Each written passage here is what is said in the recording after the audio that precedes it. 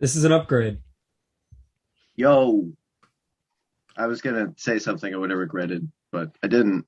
So cool. Was it week 14 now? Bryce, sad pod thought, Papa Xavier, full house, kind of weird foursome. Uh, yeah, all of our teams lost today, except for X's. Sort It's of great. team, yeah. Yeah. He Well, just I mean, had a I'm a, bunch of I'm a, players he was rooting for, so I guess that counts as a team. I mean, I'm a Cardinals fan actually, so we don't play till tomorrow.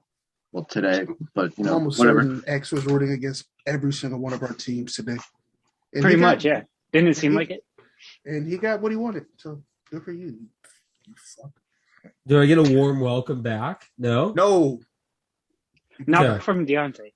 Okay. So Fine. we're not going to talk about the Jets. The Bills we'll talk about. I guess let's start with the football team. All right, let's go. Why? Why do you want to talk about that? Why? Let's talk about the Jets. Come on, please. Please. Let's talk about the I mean, Jets. Zach Wilson didn't throw an interception. He did? No. Man, I thought he was That's an Can I do my Zach Wilson rant, or how annoyed can I get all of you by the end of this? I feel like that should be my challenge today. I mean, we got to talk about the Jets, right? Did you see what BYU posted on Twitter? They had the info. It was the game day graphic. It was Taysom Hill and Zach Wilson on both sides. It's like, can't wait for this, and everyone else was like, oh, we can wait for this though, because the two Mormon quarterbacks going at it. I know Zach technically isn't, but regardless, it feels like the Jets were supposed to take 3 steps forward with Joe Douglas, and instead it's been rough. Three steps back? Yeah, it's been 3 steps backwards. He's been the GM for long enough now where you can kind of start being like, you know what? Outside of Elijah Moore, do we love a lot of what he's done in the recent classes? Like, I loved Moore coming in, and I feel like that was a good pick. I also feel like it was an incredibly obvious pick, too. I don't love to give credit for obvious things. Like, the Saints shouldn't get credit for taking Peyton Turner in the first round. That obviously shouldn't have happened. So, the flip side, the Jets shouldn't get obvious credit for taking a guy who was best available when he was right there for the taking. I mean, Elijah Vera Tucker was a great pick too. I was going to say, I like Elijah Vera Tucker. I think some of what he's been doing has been going under the radar. Michael Carter was a guy who I had high hopes for coming out of UNC. Obviously, he's been hurt, but I still think he's shown flashes. He's been able to play. Yeah, I agree with that. Wilson, on the other hand, I feel like a lot of my concerns for him coming out have kind of become issues in the pros. If you just watch him play a lot, he feels Johnny Manziel-ish, and that was kind of a dumb nickname he got in college, right? The Mormon Manziel. But it's kind of real at this point, and I don't think that's a good thing to say. There's a lot of this improv stuff he does where it seems like the pocket's there, and he just starts running around, and it looks like for fun, and it's weird, and it's not college anymore, and they can't really do that.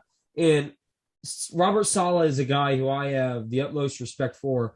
I think he really engineered a lot of that San Francisco defense as to how great they were the last few years. They're last in a lot of things. They're last in interceptions. I believe they're last sacks. They're just a bottom feeder of the NFL and something they were supposed to really upgrade with instantly. That's where they had the talent on the ball coming into this year was the defensive side. Not to just poop on the Jets parade right now, but it feels like they just can't get anything right. And I still like Salah. I'm not going to give up on him yet, but Douglas really needs to look in the mirror and see, okay, I've hit on a few of these guys, but the more important a lot of his free agent targets haven't really been that great either. Yeah, CJ Mosley, was he really worth the Brinks trucks that they paid for him? I'm going to say no. I don't think he's been a top 5 linebacker like how they paid for him. I don't think he makes that kind of impact. The defensive before line, this year, he only played in 2 games. Right, and I know he missed last year, right? He took it off, but regardless, it just feels like a lot of what's going on with the Jets, not only can it be prevented, but it should be a little bit better by now. This was fun. It's like when you did something wrong and your mom's going to talk to you about it, and then she does, and she brings it up like weeks later again. We're like, oh, we're still on this. I don't know. Are Mormons allowed to have sex? No, it's soaking. You have to leave it in. Leave what in? You're gonna leave that one alone for the Deontay, audience. you know what he's talking about? I do, but we're not going to talk about that. This is a family show. All right. Well, now to the football team. Oh, fuck. What happened? I thought this was Let's the go. team that was supposed to win the division. Yeah, well, I also thought that they were supposed to provide like proper healthy living Cowboys team happened. environments for like the opposing team. what did you say? You know, they should provide benches that like, I don't know, work in the winter. That's not our responsibility. Should be. You're having a Healthy bunch of Cowboys guests team over. happened, so they couldn't win the division at 7 games. What do you Here's the want from me at thing this point? with WFT. I mean, they really should be WTF with a lot of the stupid stuff that they are involved in. But regardless, WFT.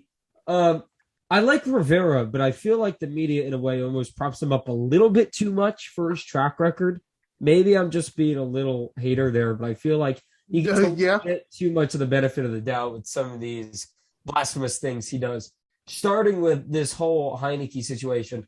Now, going into this game, there was about 4 games in a row where Taylor really sold me on this fact that, you know, he came in as a gunslinger. I don't know how Taylor Heineke was a gunslinger in college, but regardless, he was this gunslinger. I guess he had Brett Favre on his wall as a kid. I don't know. So he's taking all these stupid decisions, and he's blaming this on this gunslinger mentality. Sure, okay. And I'm buying into the fact that he's being a little more laissez-faire now, kind of giving what the defense gives to him. And then this game comes around, and then it's like he reverted again. And I'm watching it, I'm going, what is happening? Antonio Gibson wasn't getting the lanes he was getting earlier the last few games. If you look at Washington's linemen's run block win rate, they're insanely skewed. So on a chart, where you want to be is the top right. Feels like half Washington's offensive line are so top right, they're almost off the graph run blocking. That's how good they've been the last few games. So for this game, to not really establish the run against Dallas, that was already going to be an issue because for whatever reason, Terry McLaurin has not played well against Trayvon Diggs. For all the overrated talk Trayvon Diggs gets, he has done well against Terry McLaurin. So Washington doesn't really have anyone else. That's kind of the issue because McLaurin's been so relied upon pass catching wise this season. It feels like they don't have anyone else. Obviously, Logan Thomas is hurt as well. So after that, it gets really grim. I mean, it just feels like if you take out McLaurin, even if you limit him to kind of 60% of what he is, it's rough for this Washington offense, especially if Antonio Gibson can't get going. So here's essentially what it is, right? I mean, you just said it. Logan Thomas, he's out for the year, right? He's been hurt all season. Antonio Gibson, he's even said it himself. Like he leads the league in fumbles for a running back, and you know some of them have been weird too. Like some of them, when you think of a fumble, you think of like a peanut punch or you think of a big hit, right? Some of them, it feels like he just kind of drops them. And I'm a big AG fan. I mean, I have him in fantasy in a lot of leagues, and I liked him coming out of Memphis, but you can't really defend some of these things. So he came out within the last month, and he said that one thing that he's kind of really having to adjust is like catching the ball on the outside as a receiver, which he played in college. You kind of have the ball and you're in space, right? But when you're a running back and you're going through the hole, through the gap, there's a lot of bodies, there's a lot of moving parts there. So like it's kind of a different, running style, kind of a different way to carry the ball. And like I said, he's played receiver his whole life. So it's kind of just a difference. I don't know. It's hopefully he can get it fixed at some point, but to lead the league in fumbles with his skill set is bad. The leading receivers, Cam Sims and Adam Humphries. I mean, that's just not going to get it done, especially against Dallas. But I know we're supposed to be talking about the Washington football team. I still have a lot of concerns coming from Dallas, coming away from this game. I just don't think Dallas is nearly as good as I thought they were coming into the year. So I was one of the few people. I think it starts with coaching too. We're going to get to that too. I just feel like coming into the year, I was one of the few people that thought that the offense could kind of supplement for as bad as the defense was going to be, in my opinion. Now, the defense hasn't been as bad as I initially projected. And as good as the offense has been at times, I don't think I thought it was going to be this lackluster at other times as well. Zeke just seems like he's gassed and needs a few days of rest, and they're not giving it to him. And it's weird. He had all those injuries in his knee, and he just seems so ineffective right now. Tony Pollard was out today, and Corey Clement was coming in and getting some run. I mean, him and Zeke, just those two guys alone. Zeke averaged 3.8 a carry today, and it felt like it. Clement 3.4, and it felt like it. The wide receivers have been phenomenal. CeeDee Lamb, Michael Gallup has been fantastic since coming back. Cooper, he does his thing. One game he's, fantastic. Another game he's not so great. But regardless, those three guys really can carry this team. But Dak, it just feels like since that injury this year, since coming back from that after that Minnesota game, he's just not looked right. I mean, he came out guns blazing this year, and since I feel like, I don't know, week 6, I want to say, it's just been kind of downhill. He was an early MVP favorite, and it just feels like that calf injury kind of messed him up a little bit, too. Yeah, and I don't know if it's all that calf injury. If you saw that pick today, that pick 6 he's not very mobile in the 4th, that was a really bad pick, and I feel like sometimes he did rely on his legs a little bit when he got confused. It feels like now when he's trying to extend plays, he just throws it every time rather than throwing it out of bounds. I think you're right, because before, I guess he'd run upfield a little bit, even, go back to the line of scrimmage, whatnot. Now it just feels like, we'll talk about this with Josh Allen in a little while, but he just throws it downfield every time, and you can't do that, especially not in the NFL. And Washington's defense, as much as they've gotten credit for not really stepping up to the table, I feel like they played decent today, all things considered. I mean, they didn't get any help from their offense. I mean, the Heineke interception was pretty bad. The fumble by Gibson was bad as well. I mean, they felt like they were on the field for a long time. Yeah, four turnovers for Washington, 27 points allowed in the game. I feel like that's pretty good stuff, especially if you have 4 turnovers to the number 1 offense in the league yards-wise. So I just feel like Washington is still a team that I expect to at least be in that 7 conversation for the rest of the season. I don't know if they're going to get there, but I feel like they'll at least be in the conversation from here on out. Dallas, it feels like obviously the number 1 seed's out of the question. I feel like there's 2 teams clearly ahead of them in the NFC, in Arizona and Green Bay. And I'd be shocked if neither of those teams get to the NFC Championship game. Okay, Bryce. It's Sunday again. You finally got to be mad at Sean McDermott and his bald-ass head.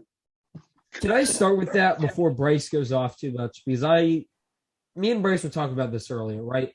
Bryce was saying that, he understands why they didn't run the ball in the first half with the running back because they're just not a great running team. But here's my thing. Sean McDermott utterly cost this team the game today. So did Brian Dable. So did Josh Allen. All 3 of those guys cost the team the game. Why? Because you have to run the football with a running back. You have to. And if the coaches aren't going to do it, damn well Josh Allen has the authority to audible out of it too. And he's not off the hook either. I know he played phenomenal in the second half. That doesn't excuse the first half where he looked like a chicken with his head chopped off every time they had rush. And a lot of it was his fault because some of it's simple math. Where you see 6 guys rushing you, you know that you're not going to have time. You have to audible out to Cole Beasley and understand that you have a security blanket underneath. What do you think Tom Brady does when he gets rushed? Same stuff. There's a lot of times, you look at Tom Brady's career, a lot of it happened against Denver, Indianapolis, when he was younger, these Peyton Manning teams that were built around defensive lines. You have to understand you don't have time. You have to understand that, audible to it. They weren't running these underneath patterns. They weren't audible to it either. But what did you see in the second half that changed so much? They had to respect the rush because guess what? Tampa's not the best rush defense in the world. Those defensive ends weren't getting off as fast as they were in the first half. They just weren't. If you watch them, they had to at least respect it a little bit. And that's saying something because, as Bryce mentioned, this team sucks at running the ball. So just doing it, even just putting it in the back of their minds, it doesn't matter if you're going to get 4 or 5 yards. That's kind of the least of their worries. Just having them respect it so they're not getting instant off the line. And especially when Allen was running around a little bit in the second half, because they didn't have a spy and they weren't sealing the edges well in the second half. So it just felt like they really cost the team the first half because they weren't making Tampa think about rushing at all. They could do whatever they wanted. It was honestly a ridiculous display of coaching. I just couldn't believe it was happening. No matter who your running back is, I don't care if it's Matt Breida or if it's prime Adrian Peterson, give him the ball at least one or two times. Yeah, and I think, Xavier hit nail on the head with like the coaching, the play calling, even Josh Allen to an extent. But one thing I really wanted to focus on, or two things actually, is how bad the offensive line was. And I know I say this every week, but even Spencer Brown, Mitch Morse, everyone just couldn't hold their blocks. It was sad to see because I know I've said this, half the Bills fan base said this too. When Spencer Brown is in, the whole offensive line looks better. In the last 2 weeks, it just really hasn't looked better at all. Another thing I wanted to mention too is like Tremaine Edmonds. I know he's like 23. He came into the league at 19. So, I mean, some people will probably give him credit for how young he is still. But he's just not hitting the right holes. He's not filling the gaps properly. He's not reading the run game at all. And we saw how bad he got beat by Rashaad Penny for that touchdown too. That's one thing you can't do is having a middle linebacker covering a receiver late in the game one-on-one with no safety help, no corner help, nothing. I mean, let me see the rushing stats too. Leonard Fournette, 19 carries, 113 yards and a touchdown.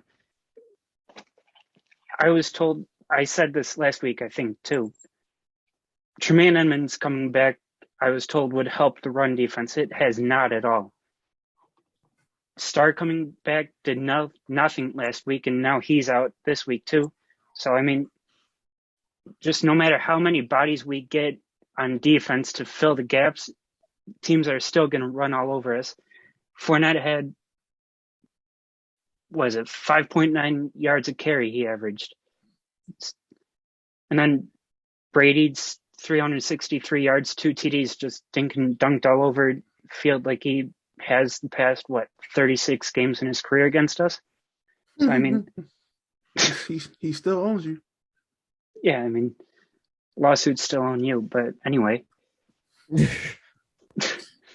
Wow. Was there another team, Bryce, that maybe made you as mad as the Buffalo Bills? Not really. I mean, let me look at the schedule quick. For the sake of conversation, was there a team today that lost that made you mad? Well, the Bengals. Yes. Well, for me, for different reasons, but Before we move on from the Bills, 1-5 now against teams with a 500 or better record. This was a team I picked to go to the Super Bowl before the season. This was a team a few weeks ago who was atop the conference, and now they're the 7th seed, and they have a real shot of not making the playoffs because if you look at their remaining schedule, they have Carolina in a game that you don't know Josh Allen's health. Falcons and Jets. Yeah, the thing is, the Carolina game in particular is concerning because you don't know how healthy Josh Allen's going to be. So that game could be a trap game solely because of Josh Allen's health. Then it's on the road in New England. Hopefully it's not a wind tunnel and the game's a little bit, more realistic. You can actually see both offenses at their best. Right, exactly. I still think New England has to be favored in that game because they've looked better against better teams all season long. And then Atlanta, I'm not really going to talk about Atlanta and the Jets too much. Buffalo should have both those games, but it does come with the caveat that Buffalo has already lost to the Jaguars this year. So one of those games could be scary for them. But regardless, to play devil's advocate, let's say they do win 3 of those 4. They're 10-7. They'll probably have to play Kansas City or Tennessee to start the playoffs. And granted, they should have beaten Tennessee earlier in the year, but that was Tennessee's B team. Presume that Derrick Henry should be healthy by then. And maybe one of those wide receivers, I'd assume A.J. Brown first anyway, should be healthy by then as well. That'd be a really tough matchup for this Buffalo Bills team, as well as Kansas City playing a hell of a lot better now than they were the last time those two teams squared off. And then if you look at the teams beneath them, no team really underneath them has a chance to win out. So they're going to have to rely on Buffalo to probably lose 2 of these games to get in. But still, there's a lot of football left. There's a lot of injury luck that comes into this. Allen's already banged up. White's already Trey White's out. Yeah. Yeah, it's going to be tough for this Bills team to – a lot of people are just kind of saying, as bad as it looks, at least they'll still be in the dance. But I'm not ready to give them that invitation yet. I still think there's too much left. And they've had too much bad mojo with them in the last few weeks. But going with the now Emmanuel Sanders is out too, just to add to your list of injuries. No, you're right. But talk about another team that has had some issues. The Bengals, I quite enjoy Joe Burrow and his swagger, and I enjoy Jamar Chase. But besides that, the running game, Joe Mixon has really came back to being Joe Mixon. It feels like every year Joe Mixon does this, where he has these few games where he's pretty good. And he's one of those guys, he's kind of a litmus test of how big of an NFL fan you are. Because if you're talking to people and they are like, oh, Joe Mixon's a fantastic running back, to kind of stay away from them, that they don't really know what they're talking about too much, because he kind of does this all the time. And he's very inconsistent.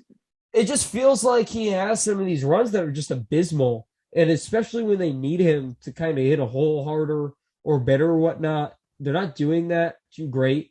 Burrow was on his back a lot today, 5 sacks by this Niners defense. Again, a good front 7, but I watched the majority of that game. Some of that was on Burrow, but some of it was on the tackles as well, not really getting to the edge.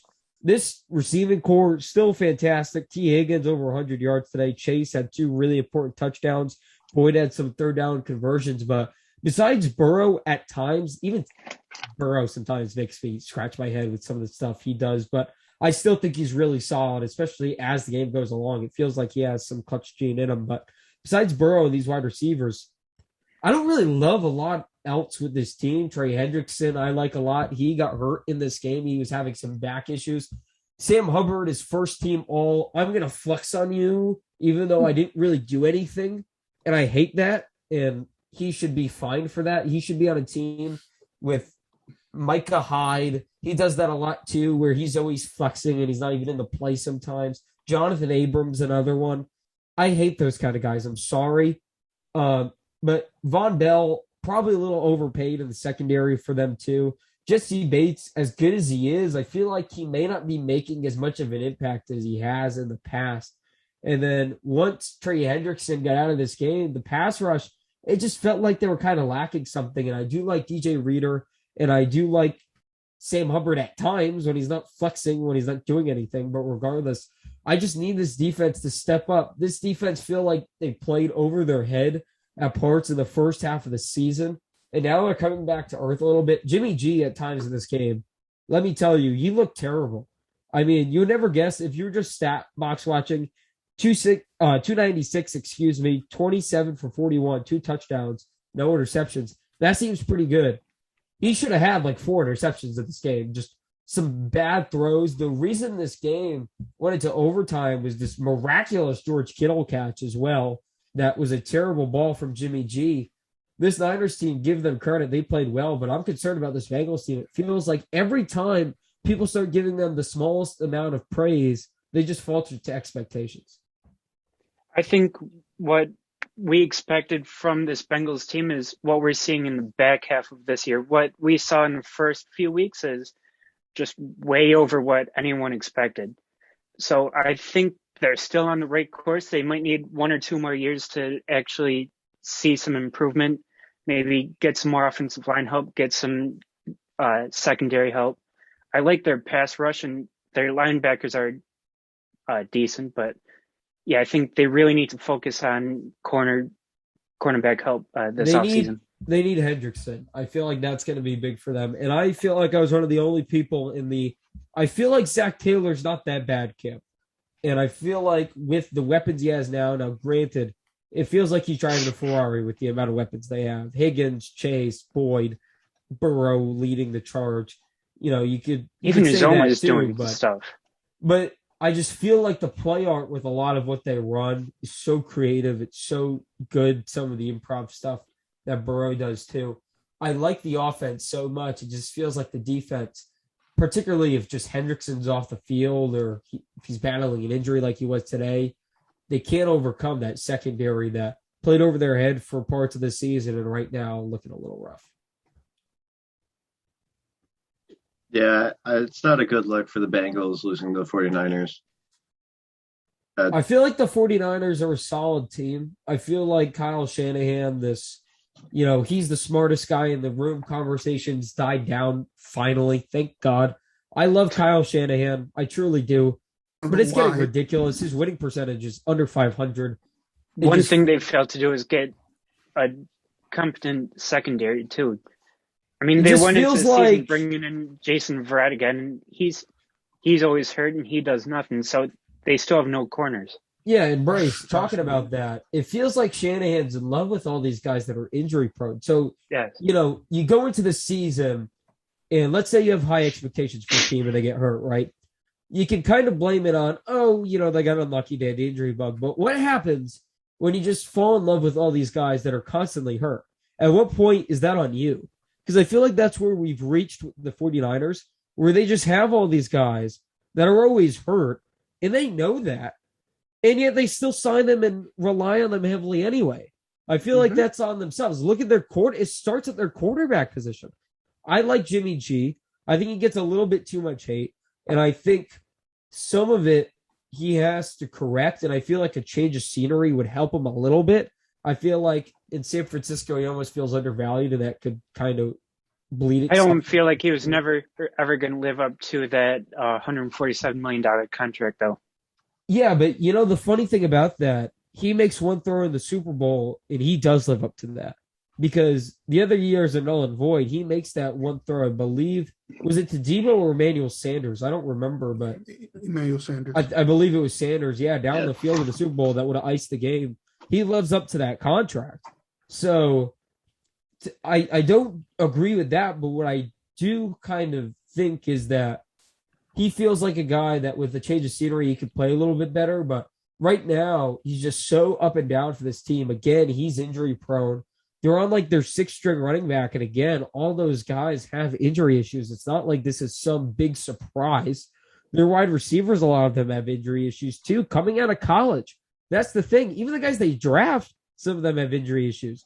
So that's why I just can't really take this team seriously sometimes, because they do it to themselves. So that starts with Shanahan, because it feels like he has so much influence on player acquisitions of this team, and then John Lynch for putting up with it. But yeah. Yep. We talked about Jimmy G and clapping cheeks. Kansas City really gave it to the Las Vegas Raiders. Why do people still dance on logos? It never works out. It has not worked out in years. I have a weird amount to say on this entire situation. I'm sick of the Raiders every year. I'm over it. When are we going to learn that Carr does this every year, where he starts the season dinking and dunking all over the place? He's always in the lower half of the league in average yard per throw, especially air yard per throw. He dinks and dunks his way to a few nice wins, and then they fall apart. Sometimes it's a scandal or, in-house fighting or whatever. I've seen this movie. This year it's pretty much everything. Sequel, and I've seen its, trilogy, and I've seen its 4-part series. I'm over it. I'm tired of talking about the Raiders. They're not that good. Carr puts up numbers. Remember we were talking about the Joe Mixon thing? Ask the average person about Joe Mixon. You'll see how much they know about the NFL. Ask them about Carr. Because I feel like so many guys have to sell themselves on Carr when they're like, you know what? You know who's kind of underrated? Derek Carr. And I feel like I've heard that for 5 years in a row. And you know who hasn't done shit for 5 years in a row? Derek Carr. Derek Carr. And it's really annoying, especially because a lot in part in that time frame, he's had a good offensive line. And the targets maybe aren't the best. But when you have that great of an offensive line for that majority of time, guys are going to get open. And you're just dinking and dunking down the field anyway. So it's not like it matters. And you know what? I feel like his deep ball is not that bad either. And he just doesn't go to it because for whatever reason, he's scared. And I'm just sick of the Raiders. And I don't know how much this recent stretch has told me about Kansas City, because they haven't really played anyone that I consider that good. I mean, they've played the bottom feeders of the league. They haven't played anyone that good all year, and they're still barely beating these teams. Yeah, they barely squeaked by the Giants earlier this year. If you look at this win streak, right, since they got blown out by Tennessee, these are the people they've beaten.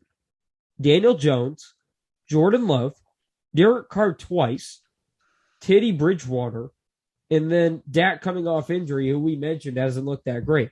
And they're doing it with defense that people are like really hamping up this Kansas City, this new refound defense. But is it new and refound, or they just learned after the second time with Teddy Bridgewater that it's not really that scary? And Derek Carr for the 80th time, Yeah, let's just kind of undercut everything. They've never been that scary all year. Yeah, let's just undercut everything and make him throw downfield, and let's see if Deshaun Jackson can get out of his, old man suit on the sideline and do something. I just feel like they're just kind of playing their matchups really well. I need to see them play someone competent. This Thursday, they play the Chargers. That's going to tell me a hell of a lot more about this team. In a few weeks, they play the Bengals. Let me see them against those teams, especially the defense. Baker Mayfield won a game that he needed to win. That was good. And they almost blew it. It's a 53-man team. They almost blew it. The Baker stuff, Mike, turn off your ears if you're listening to this. He's so painfully average. He really is, isn't he? I feel like if you were to list the Mendoza line of NFL quarterbacks, you'd have a few guys in mind. Everyone would say Kirk Cousins, and that's bullshit. I've been on that for a little while, that Kirk Cousins is not average. He's in this weird, he's not above average either, but he's in this weird class by himself. It's just Kirk Cousins. But if you look at Mayfield and the rest of the NFL, we posted this on the page the other day. It's startlingly, I can't say the word. What is it? Startlingly? Whatever word I'm trying to say, you get it. You get it at home. It's similar, okay? It's painfully similar. He's under in completion percentage. He's barely over in average yards. The touchdowns to interceptions is basically the same. He has more interceptions as well. Same amount of pick six. Higher interception rate. He takes some really dumb sacks if you just watch him play on tape. His average yard per throw is right around the league average. It just feels like this guy is average, and he has way too many toys to be average. This is different if, you're a guy that is throwing to Cam Sims and Humphreys. Hey, watch your mouth. When you're throwing to Jarvis Landry, Donovan Peoples-Jones, you have a two-pronged attack at running back and the offensive line. I know Conklin's out, but regardless. And two decent tight ends, too. It's still above and he's average. Completing 22 I'd say three. You know how I for feel about Harrison Bryant. I know he was out today, too, but Hooper, Bryant, and Njoku, it's a good team, man. And I feel like regardless of what you say, now some of those players sometimes have stupid gaffes. I get that. But regardless, there's too much talent in what we just mentioned for Baker to be this painfully average. What I couldn't believe either is he was 22 for 32, 190 yards. Usually when you're completing 22 passes, you want like probably 300 with how many weapons Baker has. I feel like the Browns are in contention for this offseason. You want to know what we haven't seen in about 2 years? I feel like it's about every 2 to 3 years this happens, right? You have the backup quarterbacks who were longtime starters or who had maybe 1 or 2 chances to be starters. The situation maybe wasn't great. There's going to be this offseason, I feel, a few of these quarterbacks that get some chances on these teams. I feel like the Washington football team and Cleveland are 2 teams I'd be looking at for that. Guys like Mitch Trubisky, now, he's obviously a meme for what he did in Chicago, and I get that. And a lot of what Mitch did was really bad, but you got to understand, he never had a great chance to thrive in Chicago with how much. No, he didn't have the weapons or the offensive line. He never had the weapons. The offensive line was terrible, and Matt Nagy never showed faith in him. Imagine if he could have a little resurrection story. I feel like he's kind of in that boat that Tannehill was in. We'll see what he can do.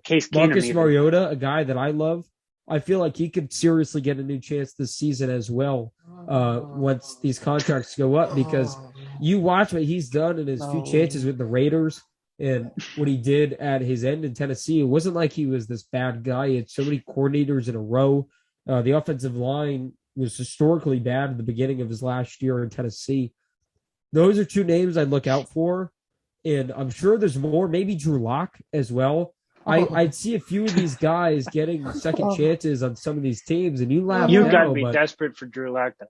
No, I'm just laughing because I'm just imagining which one of these people is going to line up in the burgundy and gold next year. Oh no! But you understand what I'm saying though, and I will say for this to give Deontay a little bit of hope. I feel like one of those guys always does work out. One of them Yeah, but not always Washington. does seemingly work out.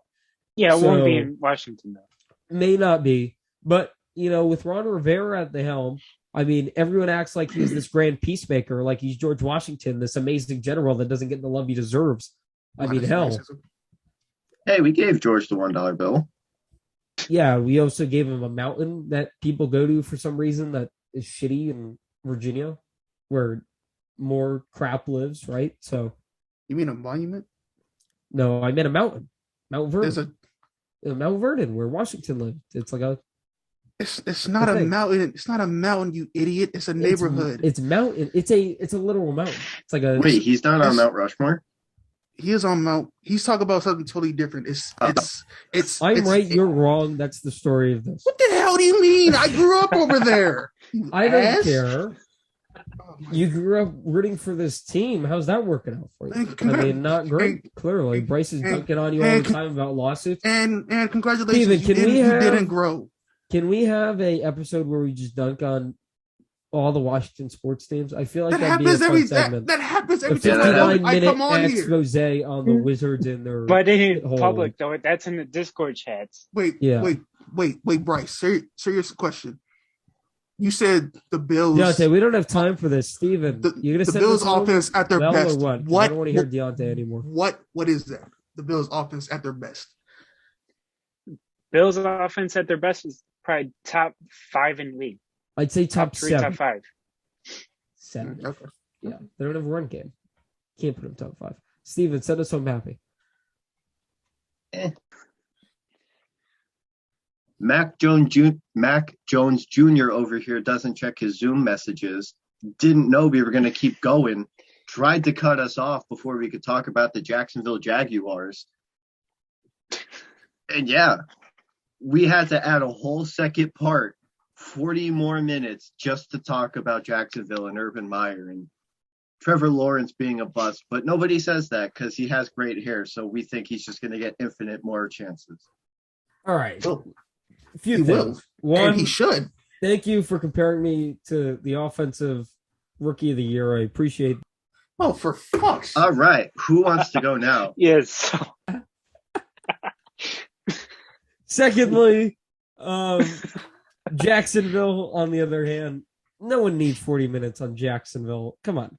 But We barely this need Trevor 5. Lawrence stuff needs to stop. Did you see the play today where LaVisca Chenault, Yes. yeah, they ran into each other, the wide receivers on the Jaguar. One was running it in, one was running it out. I mean, That put you want to call him a bust? Really? I mean, that put sure. that puts the Ravens passing offense to shame. That is The offensive line, which actually was playing kind of well beginning of the year, not so much the last few weeks. A reporter asked, they were like, why aren't you playing up to their pay? And Urban Meyer just said, yeah. I guess he agreed with that statement that they weren't paying up to their pay. Sure, he's that pulling. puts some Did his insight. version of the Bill Belichick special. Yeah, he's but pulling- the difference he's is I don't pulling a think Phil Bill, Jackson. yeah, I don't think Bill roasts his team, especially not when they have 2 wins on the year like that. To the media, it just feels like this is a media circus right now. He's apparently yelling at Marvin Jones. He's belittling his coaches on their lack of success, even though Urban Meyer none has loses and he's no winning. NFL success at all. Charlie Strong, I guess, would be next in line. I think that's even funnier that of all people, Charlie Strong is next in line. He fell flat on his ass at Texas, and now he's going to coach the Jaguars. I'm sure that will go great. This team's a mess, and they have a weird amount of talent to be a mess, if that makes Yes. sense. I like a lot of what they have on their team. I like a decent amount of their offensive line. I like T-Law. I don't Still he's think the they got bust, fleeced in the Steven. CJ Henderson trade. Of course. They- I think they sold T-Law low. needs an adult to be his coordinator first. The difference between Lawrence and Wilson, not only is Lawrence in a much worse head coaching position, I would take Saleh 89 days out of 89 over Urban Meyer right now. The coordinator position as well, vastly different. I mean, LaFleur is a guy who, at least his brother's smart, right? And he's shown some competence and play art and whatnot. It just feels like everything with Jacksonville is sloppy. There's no attention to detail. And I feel bad for T.Law. I do, because you got people out here like Steven calling him a bust. Okay. No I knew that this was going to come back to situation. me, right? So It has to. You said it. when is You asked Trevor me- Lawrence going to like get rid of this Sam Darnold thing? Like, oh, it's the coach. Like, how many more years of this? At Not least that it's let, been a full year, at but least let Urban Meyer get out of there. At least let that happen. At least. Yeah, I mean, he's barely played 14 games this He's year. barely played 14 games for what many would consider the worst coach in recent memory. And the Worst coaching coach, staff worst roster, is one worst of the offensive line. most inexperienced in recent Worst memory, city. too. So at least give them that. At least the Jets weren't like that. okay. So when Trevor Lawrence throws 4 interceptions in a game, we have to make a whole separate thing because we didn't even like know we were going to talk about it. Zach Wilson throws like that awful interception the other week, and it's like, oh well, he's a bust. Xavier, Steven's one of the Jets fans that didn't want to move on from Darnold and didn't think he was an issue. I'm That's fully seeing okay. that right now. All right. Let me I don't know how we circle back to the Jets, but if we have to do part 2 and you're forcing me to talk about this apparent, issue that you have raised, this double standard that you're claiming, let me talk about it. The difference is that Zach Wilson does some of the stupidest crap I've ever seen on a football field when he has plenty of time and he has people open. That is an issue, okay? That is a major issue. On the flip side, Trevor Lawrence has his wide receivers running into each other and he's being coached by a toddler. I feel like there's a clear difference here between the two situations. How long until Urban Meyer retires because of migraines again for the third time? All right. That's like funny, but like that's not funny. Continue. And I know It is here's funny. another thing too. Here's another thing that you don't want to talk about, and maybe My this is chest hurts. unfair, but to me this is totally fair. The different level of prospect rating that both these guys had coming into the league was vastly different. Many people thought Trevor Lawrence was this generational guy. So of course Wilson was he's a gonna get fringe little bit more QB3 up benefit until the of week doubt. of the draft. Yeah, he's a QB3 guy, and a lot of people like myself thought some of his issues were so vast that I wouldn't take him in the top 5. His throws outside the numbers were weird. He ran out of the pocket too much, and I thought he relied a little bit too much on just easy throws, honestly, at BYU. These throws that you can have at BYU that won't be available in the NFL. Lawrence played at Clemson and played in much bigger games. So he's going to get the benefit of the doubt for longer, and his situation is worse. So that's the difference between the two. Right, Steven? I wore this ridiculous mask so you wouldn't see me laughing, and then Deontay goes, "Oh, my chest hurts," and I lost it. Oh man, that was funny. I mean, not funny, but That's his excuse. He always says his chest hurts, and then he has to retire. Then he comes back again. Did that twice in college, and he's probably going to do it again with the Jaguars. The thing is, he doesn't have an out right now because all the big jobs are taken. People thought he'd go to USC. That job's gone. People thought maybe a reunion with Florida. I never thought that was going to be on the table because, the stuff that happened at Florida with Urban Meyer. Hell no. But, still LSU, even Notre Dame, where he was for, I believe, 5 years, many moons ago. Hell, even Oregon was getting some Urban Meyer buzz, but all those He can go like to that? Oregon as an assistant. yeah, Like all that? those jobs are closed. I just don't see him. Would he take another year off? It feels like if he wants to genuinely coach, this is his only avenue right now. I think the 17-game season's a reason for that. But regardless, because of how much he promised to Rashad Khan and this organization as a whole. I mean, it felt like Urban Meyer thought he was Santa Claus promising, oh my God, everything's going to change now that I'm here with Trevor Lawrence and all this fun stuff. And seems like no, they're you kind of in a built worse through the place than they draft. were even last year. Your draft picks were terrible outside of Trevor Lawrence. You didn't really need ETN when you had bigger holes. I still want to see ETN on the field, but I didn't. Yeah, I think mean- he could obviously go where he went, especially with James Robinson, who they've now kind of forced out, and the team hates that Who they too. benched for Carlos Hyde until Trevor Lawrence had to speak his mind to Urban Meyer on the sideline. It's unreal, the stuff going on at Jacksonville. And this is the Urban Meyer effect.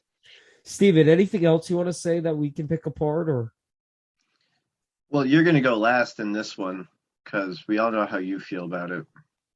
There's an Okay. NFC South showdown in Carolina today, and the Falcons are like a fringe wild card 3. Bryce, how do you feel about it? Say that. Who's a fringe wild card 3? The Atlanta Falcons. Are they Somehow. really? Yep. Yes. Yeah, they're 6 and 7. Washington 6 and 7. They're the 7th wild Yeah, card. they in ain't the making it 7th over spot. Washington. They ain't making it over San Fran. They have nobody on offense. I mean, Calvin Ridley basically retired this year. Then you have Kyle Pitts. I'm sorry, but it's true. You have Kyle Pitts, who hasn't really done a lot. You have no run game. No, you got I mean, Cordero. Yeah, but he's not doing a lot, like 150, 100-yard games like you would expect from an actual running back. Not bad for a wide receiver. Yeah, but still. He'd be the best running back on the Bills. Yeah, Sorry. I mean, I'm not going to complain, but still, you're not going to win running with Cordero Patterson when he's really your only option on offense. Because If you're the Bills, you're not you going to don't do a lot want with that Russell run. Gage. You're not going to do a lot with Olamide Zacchaeus, however you pronounce it. And you have no offensive line. But they keep on winning, But and beating up It's bad Carolina. teams, yeah.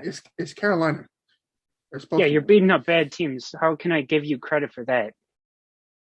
is it my turn now? Can I go? kind of like the Bills.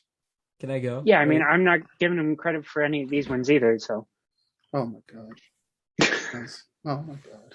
I mean, we would have gotten it. Cam is back, right? Isn't he back? Where's he at? Oh, he's on Back the to his bench, that's Patriots right. days. Oh my goodness. Isn't it glorious when the I told you so comes back around and it's better than ever? Oh my goodness. It's fantastic. Cam Newton is an embarrassment to the NFL that he's still a starting quarterback in this league. The fact that people God, I think hope Wayne 32 listens to this. quarterbacks in the NFL aren't better is amazing. And the Panthers should be better because I love Matt Rule, and the fact Joe Brady got fired is beyond me. I don't know what the hell After they were they went thinking through with that. 3 quarterbacks this year. As if it was his fault. The play art was still phenomenal with what he was drawing up, and they have great talent. I like Matt Rule a lot, and I believe he's going to stay in the NFL. A lot of people are saying that he doesn't want to go back to college, and I feel like this was the time he could have done that because he's still a hot coaching commodity. He didn't go there, but guess what? He's saddled with this shithole that is Cam Newton and PJ Walker at the quarterback position, and I feel bad for him. But regardless, this Panthers team, they had to rebuild through the draft. Matt Corral, Malik Willis, if you're into that. I'm not a big Malik Willis fan. Kenny Two Gloves Pickett. Whoever their choice at quarterback is, it has to hit because this team has a lot of talent and a lot of people are going to be disgruntled with this organization if they don't hit on their next quarterback. They can't afford it. But he's going to be out of the league next year, isn't he? Thank God. I'm sick of watching this. No, he's going to messed Washington. up franchises. Right. That's the quarterback that's going to Bryce, Washington. shut the hell. Bryce, shut the hell up. Bryce, shut the hell up. All right, next. Serious question. What is with your just ultimate just hate with Cam? All right. Okay. I'm gonna before it has to. He's just, from you know, Boston. let's just. It Yeah, keep started. keep it football. It started before he was the quarterback of the Patriots. I feel like we know this though. I mean, I didn't know. No, pretty much the only issue I have with Cam, it's not even him, but it's been this 4-year kind of crusade he's been trying to go on where people have called him underrated the entire time and he talks a lot and then he just sucks He constantly. hasn't been good since like 2015, his Yeah, Super Bowl it's MVP been like campaign. 4 or 5 years. Say about An interview the year on after that, some yeah. podcast somewhere. After that, it dipped yes. big time. There's some interview somewhere on some media platform with Ryan Shazier, and he talked about when Pittsburgh played Carolina on a Thursday night game. Think about how long ago this was. This was when Ryan Shazier was in the league. They just played under everything. They wouldn't even play That was like anything 2017. past like quarters because they didn't have to. They just shade under on every single route because they knew Cam couldn't throw that far because he's not a good quarterback and he's not very good. And his arm His was throw shot at motion that is time, too. terrible, and his arm's constantly shot. And my issue with him is that he thinks he's this guy, which I understand every athlete has to think they are better than what they actually are. I truly understand that. But it's going to the media and acting like you deserve all this and then coming out on the field and being so below average that you're costing your team victories. Got benched twice today. Yikes. Yeah, just all that considered, I can't get past it. And I'm tired of the Cam defense, and it just seems like I stay winning on this. It's awesome. Yeah, back to your point about him being benched twice. How are you going to go to PJ Walker, bench Cam, and then go right back to Cam for his second time in the second half? And then Matt Rule said the reason he benched him the second time was because Cam wasn't good enough in the 2-minute. Basically, he wasn't familiar with it enough. He's been in the league since 2011. He hasn't caught up the last few weeks in the 2-minute drill. What? Wait. So, and didn't Matt Rule come on and say that Cam is starting next week too? Or he's yes. God, I can't. Well, at this point, they're probably Carolina. tanking, so I'm sure they did start Cam Newton next week, right? I'm sure that will be their game plan. God, I can't wait to play Carolina next week. Bryce is hyped. And then next Sunday, Bryce comes in here. He's like, I can't believe Carolina beat us, man. That's probably how it's going to go. We're like Cam is back. Hey, we're like Washington now. No. We beat Carolina. Let's watch your mouth. We beat Carolina. They beat Carolina. But you're like, you didn't do anything. Yeah, I did a lot. You have like what 6 wins, and you're barely in the hunt. We're in the playoffs. We're in the playoffs. I mean, you two barely technically both have the same seed. They do 7 seed right now. They both have the 7 seed. Yeah, we good. Doing pretty good for all those lawsuits, but yeah. Steven, stop this nonsense before I lose my mind. Well, I figured you wanted to talk about Herbert a little bit. Herbert, you figured right. I mean, that throw he had where he's getting hit and delivered that dot to Guyton that was over 60 yards in the air. Ridiculous. I mean, people pre-draft were telling me how wrong I was in Justin Herbert and were comparing him to Ryan Tannehill. Have you ever seen Ryan Tannehill do 30% of that throw that Herbert made? No, because he hasn't ever. And this guy, for all my money, is a top 5 quarterback in the league right now. The wide receiver thing is weird at points. Sometimes they don't garner enough separation for him. And they've had real struggle with drops. I believe they still lead the league in drops. So Herbert, he's had, I believe, double-digit interceptions. A few of those have weirdly not been his fault at all, which you don't really think a lot about when this guy tends to be a gunslinger. But he's really dialed it back to the point where he's thrown underneath a hell of a lot more than he's thrown downfield. People don't really understand how many screens and dink and dunks the Chargers throw because of their receiver struggling with separation.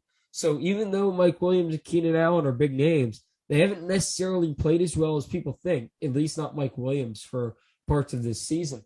So he started off hot. With all of that considered, to say Herbert has played as well as he has, truly phenomenal. And Allen wasn't even out there today. I mean, it was Guyton and Josh Palmer and Mike Williams and whatnot. Really, Palmer and Guyton look good too. Yeah, it's just, I mean, Herbert, phenomenal player right now, not getting the respect I think he deserves. I genuinely think he's in that upper echelon of quarterbacks. When you're talking about the best quarterbacks in the league, I think it has to be in no particular order. It's got to be Brady. It's got to be Mahomes. It's got to be Kyler Murray. It's got to be Justin Herbert. And it's got to be someone like Aaron Rodgers, too, who, you know, Rodgers is kind of weird on a week-in, week-out basis, but I still think he's in the upper echelon right now. He's in the MVP hunt. I feel like those 5 guys this season are a little bit separated from the rest of the pack. He had that one weird game against Denver on the road, but even then, half the offensive line was out. He was getting pressured constantly.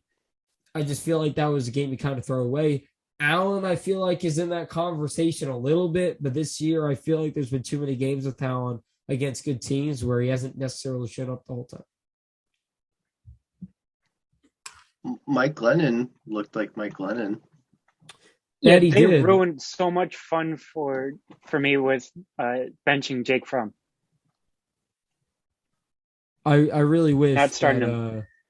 Jake Fromm got that start today. Would have been a nice, fun outing between two former quarterbacks that were very differently ranked. Fromm, I believe, was a 5-star guy, top of his class. Herbert barely had any D1 offers. Got an offer from Oregon at the last minute, and now Herbert's a top 5 quarterback in the league, and Fromm bouncing on a practice squad saying he doesn't study for his tests. I mean, I felt like tonight was going to be that night that Matt Nagy had a big upset and got another year, but luckily that didn't. Oh, he's still going to get another year. Why? no, he's not. It's Bryce. the Bears. Why? It's the No, Bears. Why? no, he's No, He not. shouldn't get Bears. it, but it's the Bears. It's not funny. He's gone. Come on. Why? The Bears. Just start over, please. They do need to start over, but like I said, it's Bears. You don't expect competency from them. All right. I mean, What has I it- do from their ownership, though. Their ownership's Not been from so Pace or true. Nagy, but yeah. Yeah, I mean, Pace is a disgrace, and Nagy maybe gets a little bit too much flack only because I feel like the Nagy thing, it just snowballed really fast. I mean, I still think he sucks, but I Yeah, feel he's like terrible. it just snowballed so fast on him, and he doesn't have the personality to kind of stop it. You know, I feel like he's too weird. I feel like everything about him screams weird. He's just a weird guy, really quirky crap Bald. going on with him. People don't like him. You know, people are mad his son's getting booed at his playoff game, and you know, maybe his son deserved it. I don't know. No I'm hair. not saying he didn't. Jeez. Yeah, what's up with these bald coaches? I guess Stresses you out, Deontay man. inspired them. I don't know. Except for Robert Saleh, they're all dumb. But I do have to admit, I saw a picture of Robert Saleh today. Again, coming back to the Jets, kind of weird. This team aged him like 15 years in 14 weeks. I'm not even exaggerating. Like, Are we he's doing just- some weekly award stuff, Steven, that I was promised? Because I read it this time. Okay. Tell me you don't watch without telling me you don't watch. You and Pod Ooh, Thought over there. ooh. Yeah. Hey, Drop your nuts on the table, player You of had the week. to ask, and you've been on a Sunday multiple times. no, I didn't know it was called that. I just yes, thought you thought it did. was- Steve, I do the same called that- thing called at the it that same before. time on the same Yeah. day No, every You week. gotta keep the No. audience informed. No. What are we talking about right now? No, I thought Drop I your nuts knew on the what table, it. player of the week. I Okay. figured what it was. I didn't know that's what it was called. Steven, do you want Nobody to told start me it out was with called this? Who's No, your I- drop your nuts on the table player of the week? I would like you to go first, Xavier. I mean, you're the host, so I'll suffice. My drop your nuts player of the week. Can I do one for both sides of the ball? Is that fair? Yeah. All right, cool. Defensively, Russell Douglas. I mean, this guy has come out of nowhere and really been phenomenal for this Packers team. Chris Collins would say on the broadcast, sometimes when you're hot, you're just playing hot. And Douglas, another pick six, almost jumped a few routes to Justin Fields tonight. Just really a good corner for this team that doesn't have Jair Alexander, that still has Kevin King on the roster somehow. He's been a great corner for them and has really helped this defense tremendously. Offensively, my guy Justin Herbert. I mean, that throw he had to Jalen Guyton has to be talked about. I mean, talk about dropping your nuts on the table. Just taking a hit while he's doing it, tossing it 64 yards in the air and delivering a perfect strike. Herbert and Douglas, my drop your nuts players of the week. Deontay, feel like going? Sure. Let's start off with even though I'm not proud of this, he's been killing it all year. Disrupted the game like no other. Michael Parsons, that dude is that dude's something special. He's insane. Sure whipped your team's ass today. Keep going. Yeah, fuck you, X. And what's the other one? Yeah, that's all I got. After that, it's all depressing. Brady, 700, first one to ever do it. Go. Sorry, Bryce. Ugh. Thomas whatever. Edward I'm used to Patrick it. Brady Jr. All right, Bryce. So I got to go with Rashaad Penny. He had a fantastic. You dropping your nuts 47 on the table for Rashaad Penny? I mean, a great game. I mean, you I don't guys know. took Russell Douglas, Michael Parsons, Tom Brady. What am I supposed to go with? I came last year. That's all you, man. I mean, I don't know. I'm Just left maybe with better than scraps. Rashaad Penny. I know he had a good game, but Jesus. I mean, 137 yards, 2 TDs, 8.6 yard average. StatCast Bryce. You know the deal. Yeah, I don't really do research for this part, and by the time I usually go, all the good ones were taken. So mine's kind of like a little bit of an opposite thing because I always got to switch it up because So mine's like shriveled up, like thrown out. The Jacksonville Jaguars, the entire team. How do you have 8 rushing yards the whole game? Tom Brady got 13 by himself. Segment. I thought this was a positive segment. I don't really have much to be Not for positive him. about. Like, seriously, His 8 Jets rushing loss, there's yards? nothing to be positive about. 8. Tom Brady runs a mile a year, and he got 13. Justin Tucker, 3 for 3 on field goals today at a 55-yarder. It looked awfully windy in Cleveland. I'm shocked you didn't go with that. Brady had 7 for 16. How can you? I mean, he had more than the Jaguars total. Times 2. Yeah. Yikes. Nothing more you can say about the Jaguars.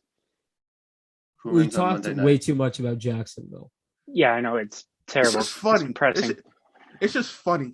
It's not, though. It's really not. It's just bad.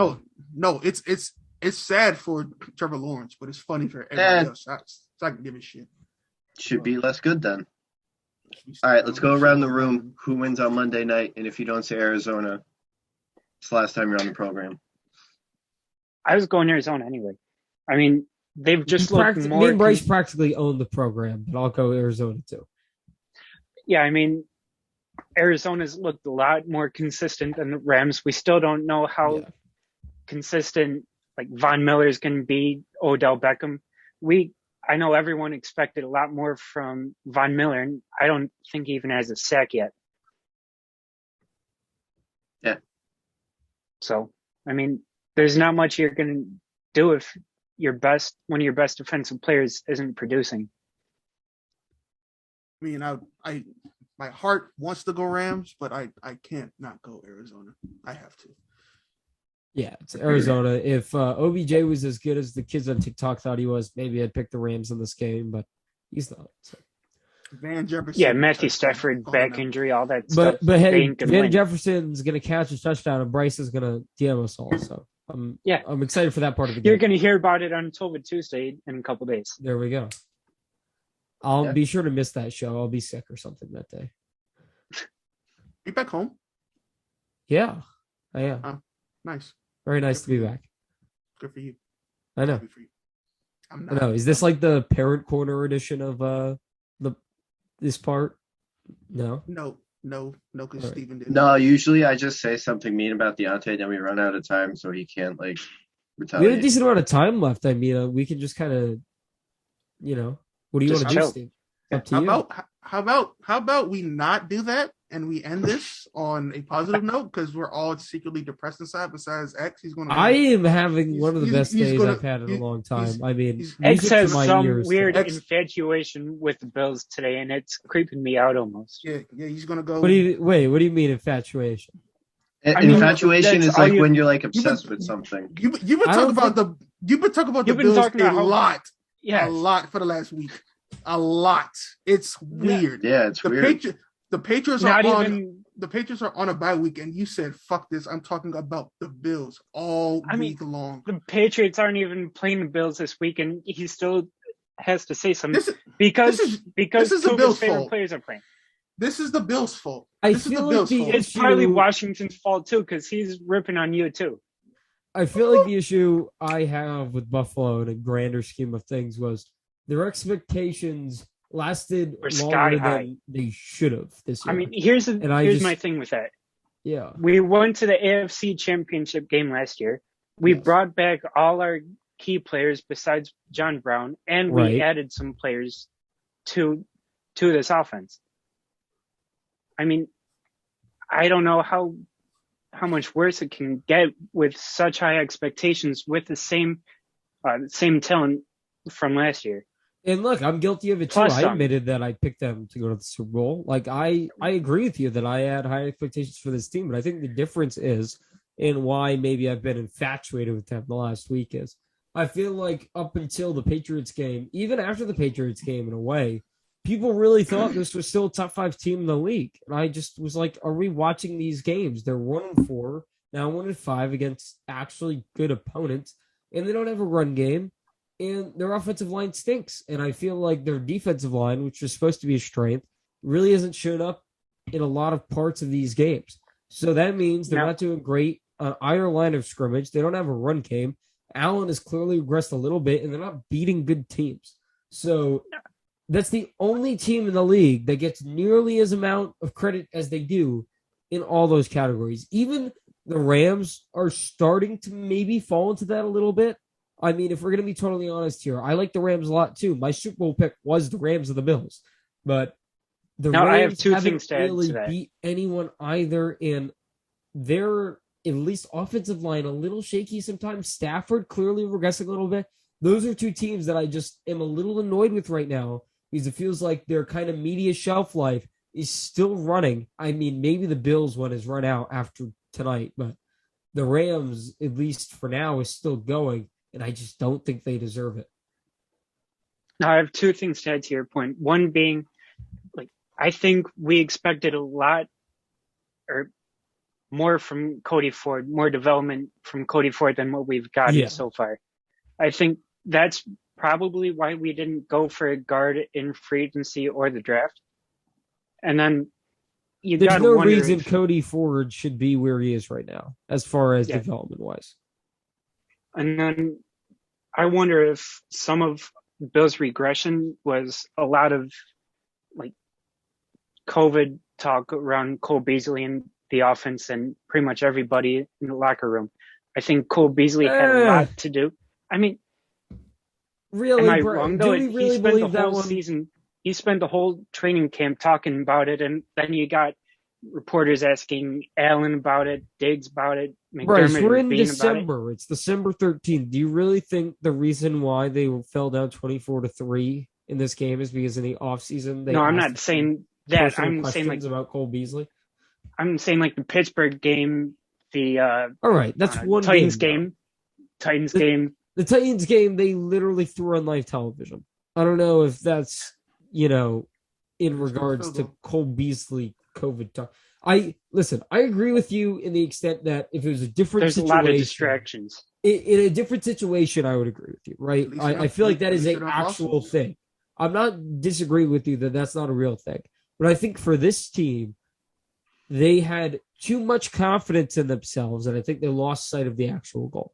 I think from the outside looking in, from a non-fan of this team, the reason why maybe I sound a little more annoyed with them than I actually probably really am is because they had this abundant chip on their shoulder. That is fair because they did make the AFC Championship game. But we see it all the time. These teams act like they won something before they actually did. I feel like they thought last year they genuinely did something, and all they did was get smoked by Kansas City in the AFC title game. And this year they had this new rejuvenated energy. Oh my God, we're going to the Super Bowl. We have real expectations. We're going to win the East. And guess what? They're not going to win the AFC East, and they're probably going to get bounced in the first or second round of the playoffs. And that is going to be really concerning to this fan base and this organization. And I feel like the more that doomsday creeps up, the worse it's going to get. I feel like this team has serious spiral out of control potential. And I don't think it's going to happen against the Jets, but it may happen in a playoff game, and that may be worse. Now, I don't think McDermott gets fired this year, but depending on how next year goes and how much talent we bring in and like what happens, I think he could be gone. Some of it's been his fault. Some of it's been his fault. Some of it's been Brian Dable. Yeah. And I've said this probably going to move on in the offseason. Yeah. We talked about this last week, I think, in the Discord. Where did we think Dable was going? I know there was a team that is going to have a vacancy that Dable made sense for. I don't remember, but there's going to be a few vacancies this offseason. I can see Chicago giving Dable a run too. They're going to need an offensive-minded coach. Jacksonville, they have to inevitably fire Urban Meyer. I know there's reports Charlie Strong is just going to take over, but he's not going to be the long-term guy. I hope not for Jacksonville fans' sake, all 5 of them anyway. I mean, I think what teams are going to hang on to with, like, in the Brian Dable hiring process is what he did with Josh Allen in that short of time. Yeah. I think, I mean, I was very low on Allen coming out, so as many people, and we talked about this too. For every 10 Josh Allens, 9 of them are going to fail, and one of them is going to be actual Josh Allen. So it's impressive that he was able to get that 1 out of 10, right? I feel like we can all agree on that. But how much was that actually Dable, and how much is that willpower from Allen? Just kind of refining and Jordan Palmer. A few things with Jordan Palmer I was going to talk about in QB Summit. Ken Dorsey maybe too a little bit. Yeah. It just feels like this team had way too much swagger that they didn't necessarily deserve. They need that hunger a little bit still that they had last year. I think they read too much on that. I think they read too many headlines and then got into their head a little bit. They act like they act like they shit don't stink. That's what it is. Yes. If you want to say it like that, sure. I mean, you're right. You are right. The last thing I'm going to leave everyone with, I don't know anyone's opinion here about Mike Greenberg, but I just wanted you guys to know that his stocking in his New York City apartment says Greeny, and I hate that so much. Why would your family refer to you as like your radio show name? I don't think that's his radio show name, though. I think that's his regular real-life nickname that they use on the radio. Yeah, but like, do you think his wife calls him Greeny? No, she probably calls him Baby. Steven, what do you call me? That's different. That's still like your actual name, just like a few letters taken off. I feel that's like his nickname, though. I feel like it's the same realm of the world. Do you think his like kids are like, hey, Greeny? They call him Dad. Yeah, so why should whose kids call them by their name? Kids call them their nickname? Who's like? Does your parents' stocking say like, I don't know, your parents' names? But, or do they say like mom and dad? If your dad's name's Richard and the friends call him Dick or something, and his stocking says Dick, I feel like that's just, Yeah, but that's like different. That's like his name. That's not different. Greeny it's isn't his name. And it's Jesus. This is. I don't like Greeny either. I feel like you said X is just taking off a few letters of his name. So is Greeny, though. So is Greeny in a weird way. But it's adding a thing, and it's also like promoting his radio show. That's also I have a question, called right? Greeny. So as a kid, they called me X-Man. So if I still went by that, and people still called me that, and I put that on my and stocking, that was on your stocking, I wouldn't talk to you. Yeah. Okay. All right. Okay. But also on the flip side, if Deontay's stocking said Pod Thought, I'd really like that a lot and be like, oh, he does care. What if yours said Heine or something? Like... No one calls me that anymore. So like anymore? It wouldn't. This man said anymore. Yeah. You know how hard it is having my last name? And then I told my friends that like when the family came over on like whatever that island is in New York. The Ferris Island. When they came over, their last name was Guggenheim, right? And then they like started these jokes about loogie on Googie. Yeah. So that was like my life. When you get a girlfriend or a boyfriend or whatever one day, are you gonna introduce yourself? Like... Oh my God! Literally, tell all these people about my struggles with women, and he's like, "Oh, maybe you should just switch it up entirely one day." Didn't you tell him? Didn't you tell everyone on the podcast about your struggles with women? You gotta be PC now. You gotta make sure you cover all your bases. I don't know what you're into nowadays, Steven, or what you may be into one day, or No. Oh my God! Yeah, maybe that's if you're like, hey, when you're having a catch with your dad, just cover all bases, I guess. But continue. Well, your stocking is going to say Jaime, so it doesn't really matter when your kids are around. So, yeah. Anyway, my question was going to be: Are you gonna introduce yourself as like Mr. Jaime, like, or your nickname? No, because no one calls me that, and I wouldn't call myself Mr. Jaime. You never know. Do you think Greeny introduced to his wife's parents as Greeny? That's where I was kind of going with that. I feel like they call him I Greeny. hate how you said you never know after I just said I'm never going to refer to myself as Mr. Jaime. Like there's any doubt in my mind about that. There's a world where you come up with some weird nickname for yourself, and that's what you go by in the future. You just can't know. Okay. I guarantee a lot of things here. I guarantee I will never introduce myself as Mr. Jaime. You're gonna win that bet because we'll never know. I don't know why that's so funny. I don't know why that's so funny. Oh man. I was just trying to be trying to keep the image of this sports wave, rainbow for June month. That's all. Make sure we were good to go with our sponsors and whatnot. That's all. That's all I was trying to do. I wasn't trying to Thanks for nothing. take a shot at Jaime or anything, but Wavelengths podcast with Mr. Jaime.